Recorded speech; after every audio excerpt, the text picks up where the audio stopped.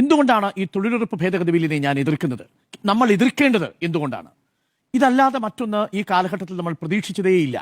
പ്രിയപ്പെട്ട പ്രേക്ഷകരെ, നിങ്ങൾക്കറിയാമല്ലോ, ഗാന്ധിജി അന്ന് ബുള്ളറ്റ് കൊണ്ടാണ് വധിച്ചതെങ്കിൽ ഇന്ന് ബില്ലുകൊണ്ട് വീണ്ടും ഒരിക്കൽ കൂടി വധിക്കുന്നു എന്നുള്ളതാണ് നമ്മൾ ഈ തൊഴിലുറപ്പ് ഭേദഗതിയുമായി ബന്ധപ്പെട്ടുള്ള ബില്ലിന്റെ ചർച്ചയിൽ ഇന്ന് ആദ്യം മുതൽ നമ്മൾ കണ്ടുകൊണ്ടിരിക്കുന്നത്. ഇന്ന് നമ്മൾ മനസ്സിലാക്കേണ്ട ഒരു കാര്യം, ഗാന്ധി ഘാതകന്റെ പേരിൽ ക്ഷേത്രങ്ങൾ വരുന്ന കാലമാണ്. ഗാന്ധി ഘാതകന്റെ പേരിൽ ക്ഷേത്രങ്ങൾ വരുന്നു എന്ന് മാത്രമല്ല, ഗാന്ധി ഘാതകനായ നാഥുറാം വിനായക് ഗോഡ്സെയുടെ അതേ ദിനത്തിൽ അത് ബലിദാൻ ദിവസമായിട്ട് ആചരിക്കാൻ വേണ്ടിയിട്ട് തീരുമാനിച്ചൊരു നാട്ടിലാണ് നമ്മൾ ഇരിക്കുന്നത്. ഗാന്ധിയുടെ വധത്തിൽ പങ്കെടുത്തു എന്ന് ആരോപിക്കപ്പെടുകയും പ്രതിചേർക്കപ്പെടുകയും ചെയ്ത സവർക്കറുടെ ചിത്രം ഗാന്ധിയുടെ നേരെ എതിർദിശയിൽ പാർലമെന്റിൽ സ്ഥാപിച്ച കാലത്താണ് നമ്മൾ ഈ വിഷയം ചർച്ച ചെയ്യുന്നത്. അതേ സവർക്കറുടെ 140-ാം ജന്മദിനത്തിലാണ് പുതിയ പാർലമെന്റിന്റെ ഉദ്ഘാടന ദിനമായി തെരഞ്ഞെടുത്തിരിക്കുന്നത്. ഇന്നാട്ടിൽ ആ ഗാന്ധിയെ ഈ മോദി സർക്കാർ വെട്ടാതിരിക്കുമോ എന്നൊരൊറ്റ ചോദ്യമേ ബാക്കിയുള്ളൂ. അതുകൊണ്ട് തന്നെയാണ് ബില്ലിൽ നിന്ന് ഗാന്ധിയെ വെട്ടിയത്, ബില്ലിന്റെ സത്തയിൽ നിന്നും ബില്ലിന്റെ സാരത്തിൽ നിന്നും ഗാന്ധിയൻ ആശയങ്ങളെയും വെട്ടിയത്. ഗാന്ധിയുടെ പേര് മാത്രമല്ല, ഗാന്ധിയന്റെ ആശയങ്ങളെയും ഗാന്ധിയുടെ പേരിൽ ബാക്കി നിൽക്കുന്ന ഗാന്ധിയൻ രാമരാജ്യം എന്ന സങ്കല്പത്തെ പോലുമാണ് ഈ ഭേദഗതി ബില്ല് വെട്ടിയിരിക്കുന്നത്. എങ്ങനെയെന്ന് ഞാൻ പറയാം. ഇന്നിപ്പോ ശിവരാജ് സിംഗ് ചൗഹാൻ പറഞ്ഞല്ലോ, ഇത് ഗാന്ധിയിൽ ഉറങ്ങുന്ന രാമരാജ്യം സ്ഥാപിക്കാൻ വേണ്ടിയിട്ടുള്ള നിയമനിർമ്മാണമാണ് നമ്മൾ നടത്തുന്നതെന്ന്. അതല്ല എന്ന് സ്ഥാപിക്കാൻ എനിക്ക് 7 വളരെ ക്വിക്കായിട്ടുള്ള പോയിന്റുകൾ പറയാൻ കഴിയും. ഒന്ന്, ഗാന്ധിയുടെ രാമൻ അധികാരത്തോട് മമതയുണ്ടായിരുന്ന ആളേ ആയിരുന്നില്ല. അധികാരം ഉപേക്ഷിച്ച് താൻ ആരണ്യവാസം തിരഞ്ഞെടുക്കാൻ ഈ രാമൻ പോകുമ്പോൾ ആ രാമൻ അധികാരത്തോട് അകലെ നിൽക്കാൻ താല്പര്യം കാണിച്ച രാമനാണ്. ഇന്ന് ഈ ബില്ലിന്റെ അടിസ്ഥാന സ്വഭാവം എന്ന് പറയുന്നത് പഞ്ചായത്തിനെ ശാക്തീകരിക്കുന്ന, പഞ്ചായത്ത് തലങ്ങളിലുള്ള ജനങ്ങളെ ശാക്തീകരിക്കുന്ന, അധികാര വികേന്ദ്രീകരണത്തിന്റെ ഒരു സഹായമായി പ്രവർത്തിച്ചിരുന്ന, ഒരു ടൂളായി പ്രവർത്തിച്ചിരുന്ന ഈ സംവിധാനത്തെ അധികാര കേന്ദ്രീകരണത്തിൻ്റെതായ ഒരു വഴിയിലേക്ക് കൊണ്ടുവന്നിരിക്കുന്നു. കേന്ദ്രാവിഷ്കൃത പദ്ധതിയായി മാറ്റിയിരിക്കുന്നു. പ്രിയപ്പെട്ട പ്രേക്ഷകരെ, ഇതിനകത്ത് ഏറ്റവും പ്രധാനപ്പെട്ട കാര്യം, സംസ്ഥാനങ്ങൾക്ക് വലിയ സാമ്പത്തിക ബാധ്യത വരുന്നു എന്നതിനും അപ്പുറത്തേക്ക് ഞാൻ ഭയക്കുന്ന ഒരു കാര്യം, ഈ പദ്ധതിയുടെ അടിസ്ഥാന ആശയത്തെ തന്നെ കാർന്നെടുക്കുന്നു എന്നുള്ളതാണ്. അപ്പോൾ രാമൻ അധികാരത്തോട് മമതയുള്ള ആളായിരുന്നില്ല. പക്ഷേ മോദി അധികാരത്തോട് മാത്രമല്ല, അമിതമായ കേന്ദ്രീകരണത്തോടുകൂടി താല്പര്യമുള്ള ഒരു സർക്കാരിന്റെ കാലത്താണ് നമ്മൾ ജീവിക്കുന്നത്. അതുകൊണ്ടാണ് ഇവിടെ എന്ത് സംഭവിച്ചിരിക്കുന്നത് നോക്കൂ, സെൻട്രൽ സ്പോൺസേഡ് സ്കീമായിട്ട് മാറിയിരിക്കുന്നു. ഇനി പഞ്ചായത്തിന് ഏതു പഞ്ചായത്തിൽ എത്ര തൊഴിലാളികൾക്ക് ഏത് സ്ഥലത്ത് തൊഴിൽ കൊടുക്കണമെന്ന് തീരുമാനിക്കാൻ കഴിയില്ല. പകരം ഇതൊരു കേന്ദ്രാവിഷ്കൃത പദ്ധതിയായിട്ട് മാറുമ്പോൾ പ്രധാനമന്ത്രിയുടെ ഡിജിറ്റൽ ഗ്രിഡിൽ നിന്ന്, പ്രധാനമന്ത്രി Gati Shakti layers and central digital stock ഗ്രിഡിൽ നിന്ന് തീരുമാനിക്കുന്നതനുസരിച്ച് ഇനി തൊഴിലുറപ്പ് തീരുമാനിക്കപ്പെടും. അത് എല്ലാ സംസ്ഥാനങ്ങൾക്കും തുല്യമായി കിട്ടുമോ? അത് കിട്ടാനുമില്ല. അതുകൊണ്ടാണ് ഇത് ഒരു സപ്ലൈ ഡ്രിവൺ ആയിട്ട് മാറും. കേന്ദ്ര സർക്കാരിന്റെ പദ്ധതിയും മാനദണ്ഡങ്ങളും അനുസരിച്ച് അവർ നിശ്ചയിക്കുന്ന രീതിയിൽ, നിശ്ചയിക്കുന്ന ഇടത്ത്, നിശ്ചയിക്കുന്ന തൊഴിലാളിക്ക് അത് കിട്ടും. അങ്ങനെ വരുമ്പോൾ നമ്മുടെ 22,61,000 വരുന്ന കേരളത്തിലെ തൊഴിലുറപ്പ് തൊഴിലാളികൾക്ക് തൊഴിൽ കിട്ടുമെന്ന് ഉറപ്പിച്ചു പറയാൻ സംസ്ഥാന സർക്കാരിന് കഴിയുമോ? കഴിയില്ല. പഞ്ചായത്തുകൾക്ക് കഴിയുമോ? കഴിയില്ല. അപ്പോ രാമൻ അധികാരം വേണ്ടിയിരുന്നില്ല, പക്ഷേ മോദിയുടെ സർക്കാർ അധികാര കേന്ദ്രീകരണത്തിന്റെ മറ്റൊരു ഉദാഹരണമായിട്ട് ഇതിനെ മാറ്റുന്നു. അപ്പോൾ രാമരാജ്യം സ്ഥാപിക്കാൻ വേണ്ടിയിട്ടുള്ളതാണോ ഈ ബിൽ എന്ന ചോദ്യത്തിന് അതല്ല എന്നുള്ളത് വ്യക്തമാവുന്നു. നമ്പർ 1. നമ്പർ 2, വീണ്ടും അധികാര കേന്ദ്രീകരണത്തിന്റെ മറ്റൊരു ഉദാഹരണം കൂടി ഞാൻ പറയാം.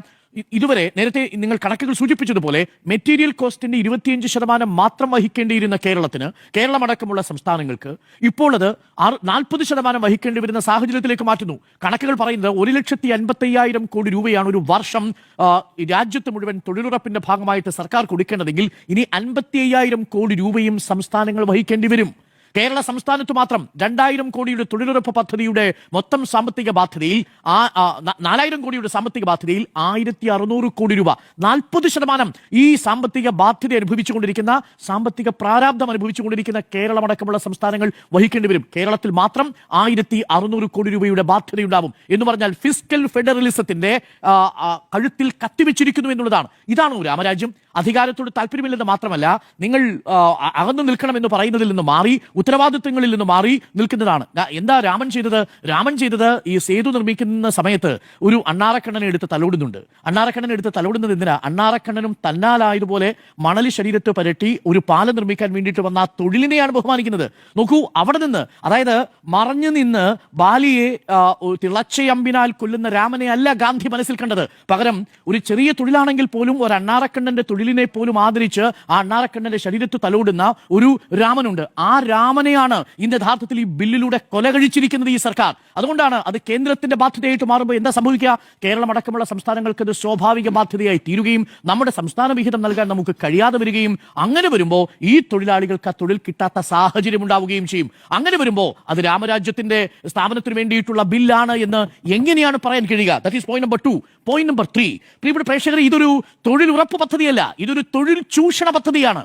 ഈ തൊഴിൽ ചൂഷണ പദ്ധതി എങ്ങനെയാണ് നമ്മുടെ വിളവെടുപ്പ് കാലത്ത് നമ്മുടെ നാടുവാഴികളായ ഭൂവുടമകൾക്ക് ചെറിയ കൂലിക്ക് വേണ്ടിയിട്ട് ആൾക്കാരെ കിട്ടണം. പക്ഷേ തൊഴിലുറപ്പ് പദ്ധതി ഉണ്ടെങ്കിൽ അഭിമാനത്തോടു കൂടി, നമ്മുടെ നാട്ടിൽ മാത്രമല്ല കേട്ടോ, നമ്മുടെ നാട്ടിൽ അങ്ങനെ വലിയ ഭൂവുടമകളുടെ നാട്ടിൽ പണിയെടുക്കുന്ന തൊഴിലാളികൾക്ക് ആത്മാഭിമാനത്തിന് പ്രശ്നമൊന്നുമില്ല. അത് ഇവിടുത്തെ കാലാകാലങ്ങളിലായിട്ടുള്ള ഇടതിന്റെയും ഒപ്പം തന്നെ ഐക്യജനാധിപത്യ മുന്നണി സർക്കാരും ഒക്കെ ഉറപ്പാക്കിയിട്ടുണ്ട്. നമ്മുടെ പ്രസ്ഥാനങ്ങൾ, തൊഴിലാളി പ്രസ്ഥാനങ്ങൾ ഒരു മിനിമം വേജ് നമുക്കിവിടെ കൊണ്ടുവന്നിട്ടുണ്ട്. പക്ഷെ അങ്ങനെയല്ല ബീഹാറിൽ, അങ്ങനെയല്ല മധ്യപ്രദേശിൽ, അങ്ങനെയല്ല ഉത്തരേന്ത്യൻ സംസ്ഥാനങ്ങളിൽ. അവിടെ ഈ ഹാർവസ്റ്റ് സീസണിൽ അഥവാ വിളവെടുക്കുന്ന സമയത്ത് തൊഴിലാളികളെ കുറഞ്ഞ കൂലിക്ക് കിട്ടണമെങ്കിൽ തൊഴിലാളികളുടെ ഡിമാൻഡ് ഉണ്ടാവാൻ പാടില്ല, തൊഴിലാളികളുടെ സപ്ലൈ കൂടിയിരിക്കണം. അപ്പൊ തൊഴിലാളികളുടെ സപ്ലൈ കൂടണമെങ്കിൽ അഥവാ കൂടുതൽ തൊഴിലാളികളെ കിട്ടണമെങ്കിൽ അവർക്ക് മറ്റൊരു പണിയും ചെയ്യാതെ ഇരിക്കുന്ന സാഹചര്യം ഉണ്ടാവണം.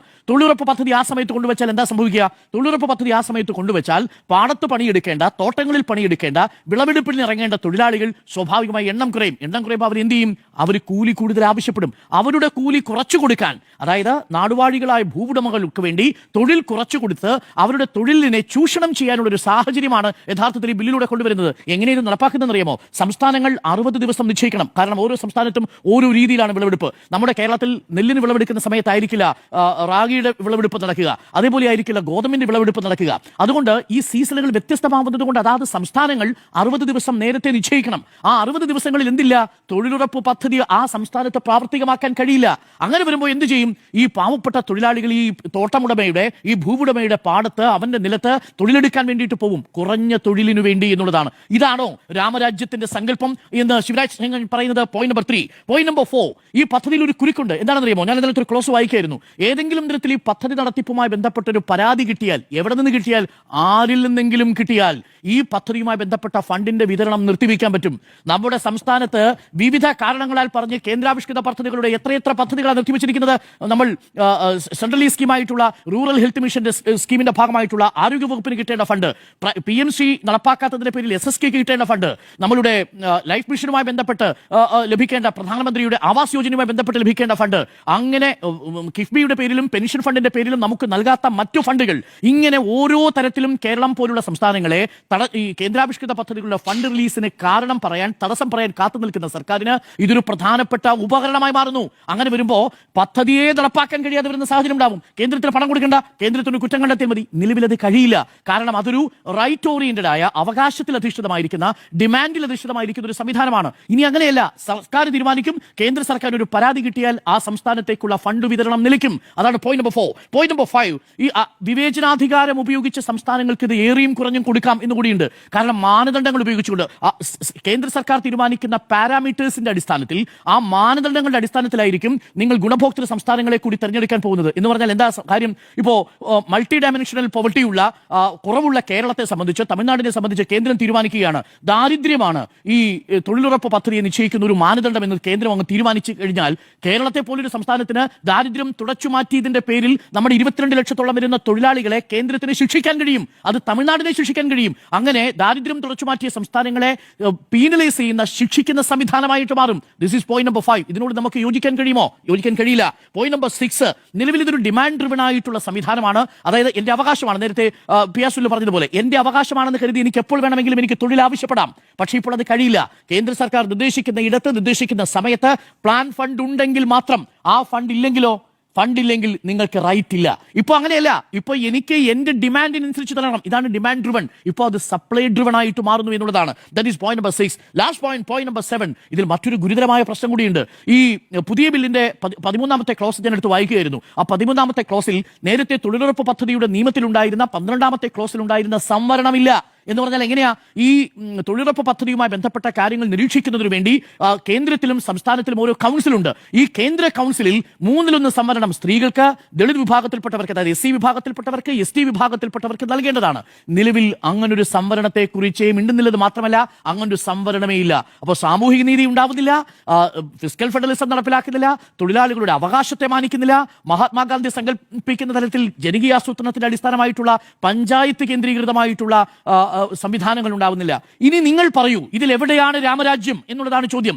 ഇവിടെ ഒരിക്കൽ കൂടി രാമനെയും ഗാന്ധിയെയും ഒരൊറ്റ ബില്ലിലൂടെയാണ് വധം ചെയ്തിരിക്കുന്നത് എന്നുള്ളതാണ്. എന്നിട്ട് പേരിട്ടിരിക്കുന്നു, ഗാന്ധിയുടെ പേരെടുത്തു മാറ്റി അവിടെ അതിനൊരു പേരുകൂടി ഇടുന്നു, റാം ബിൽ എന്നുകൂടി ഒരു പേരുകൂടി ഇട്ടിട്ട് VBG റാം ബിൽ എന്നൊരു പേരുകൂടി ഇട്ട് ഒരേ സമയം ഗാന്ധിയെ അപമാനിക്കുന്നു, ഒരേ സമയം രാമനെയും അപമാനിക്കുന്നു എന്നുള്ളതാണ് ഈ ബില്ലിന്റെ അന്തസത്ത നമ്മൾ വായിച്ചാൽ മനസ്സിലാക്കാൻ സാധിക്കുന്നത്. ഇതാണ് എന്റെ ടേക്ക് ഈ വിഷയത്തിൽ. അത് തൊഴിലാളി വിരുദ്ധവും ജനവിരുദ്ധവും ഗാന്ധി വിരുദ്ധവും ഗാന്ധിയുടെ രാമരാജ്യ വിരുദ്ധവുമാണ് ഈ ബിൽ എന്നുള്ളതാണ്.